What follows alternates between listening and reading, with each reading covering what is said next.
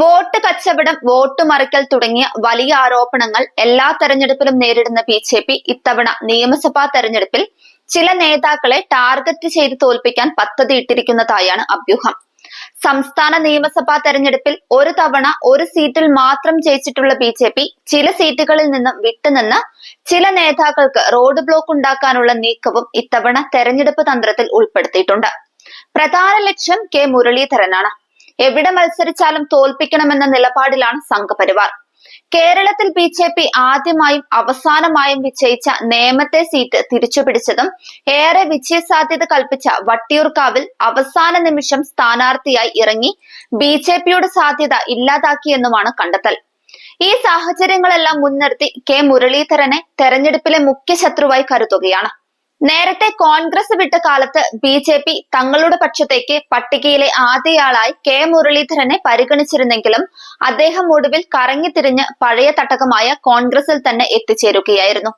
അതേസമയം സഹോദരി പത്മജിയെ തങ്ങളുടെ പാളയത്തെത്തിക്കാൻ ബി.ജെ.പിക്ക് കഴിഞ്ഞു. യു.ഡി.എഫിൽ മാത്രമല്ല എൽ.ഡി.എഫിലും ടാർഗറ്റുകളുണ്ട്. അതിൽ ഒന്നാമത് നിൽക്കുന്നത് പി.എം. മുഹമ്മദ് റിയാസ് ആണ്. ഇടതുപക്ഷത്തു നിന്നും പി. രാജീവിനെയും തോൽപ്പിക്കാൻ ഉദ്ദേശമുണ്ട്. യു.ഡി.എഫിൽ പ്രതിപക്ഷ നേതാവ് വി.ഡി. സതീശനെയും രമേശ് ചെന്നിത്തലയെയും ഈ രീതിയിൽ ലക്ഷ്യമിട്ടിട്ടുണ്ട്. കടുത്ത ബി.ജെ.പി. വിരുദ്ധതയാണ് ഇവരെ ടാർഗറ്റ് ചെയ്യുന്നതിന് കാരണം. അതേസമയം എതിരാളികളിൽ ചിലരെ വീട്ടിലിരുത്താൻ RSS നിർദ്ദേശിച്ചിരിക്കുന്ന തന്ത്രം വോട്ട് മറിക്കൽ ആരോപണത്തിൽ കുരുക്കുമോ എന്ന ആശങ്കയും ബി.ജെ.പിക്കുണ്ട്. അതേസമയം തെരഞ്ഞെടുപ്പ് രാഷ്ട്രീയത്തിൽ നിന്ന് വിട്ടുനിൽക്കുമെന്ന മുൻ നിലപാട് മാറ്റി കെ മുരളീധരൻ നിയമസഭാ തെരഞ്ഞെടുപ്പിൽ മത്സരിക്കും. മുൻപ് MLA ആയിരുന്ന വട്ടിയൂർക്കാവ് നിയമസഭാ മണ്ഡലത്തിൽ നിന്നാണ് മുരളീധരൻ വീണ്ടും മത്സരിക്കുക. വട്ടിയൂർക്കാവ് മണ്ഡലം തനിക്ക് സുപരിചിതമാണെന്നും വീണ്ടും മത്സരിക്കുമെന്നാണ് മുരളീധരന്റെ നിലപാട്. വട്ടിയൂർക്കാവ് സീറ്റ് മുരളീധരന് നൽകാൻ കോൺഗ്രസിനും ധാരണയായി. വട്ടിയൂർക്കാവ് കേന്ദ്രീകരിച്ച് തെരഞ്ഞെടുപ്പ് പ്രചരണ പ്രവർത്തനങ്ങൾ ആരംഭിക്കാൻ കോൺഗ്രസ് സംസ്ഥാന നേതൃത്വത്തിൽ നിന്ന് നിർദ്ദേശം ലഭിച്ചിട്ടുമുണ്ട്. 2011-ലും 2016-ലും വട്ടിയൂർക്കാവിൽ ജയിച്ചത് മുരളീധരനാണ്.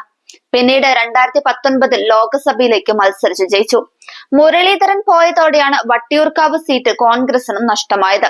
മുരളീധരൻ തിരിച്ചെത്തിയാൽ വട്ടിയൂർക്കാവ് പിടിക്കാനാകുമെന്നാണ് കോൺഗ്രസ് കരുതുന്നത്. 2024 ലോക്സഭാ തെരഞ്ഞെടുപ്പിൽ തൃശൂരിൽ തോറ്റതിന് പിന്നാലെയാണ് തെരഞ്ഞെടുപ്പ് രാഷ്ട്രീയം അവസാനിപ്പിക്കുകയാണെന്ന് മുരളീധരൻ പ്രഖ്യാപിച്ചത്. എന്നാൽ പിന്നീട് മുരളീധരൻ സംസ്ഥാന രാഷ്ട്രീയത്തിൽ സജീവമാവുകയും വട്ടിയൂർക്കാവിൽ മത്സരിക്കാനുള്ള ആഗ്രഹം പ്രകടിപ്പിക്കുകയുമായിരുന്നു.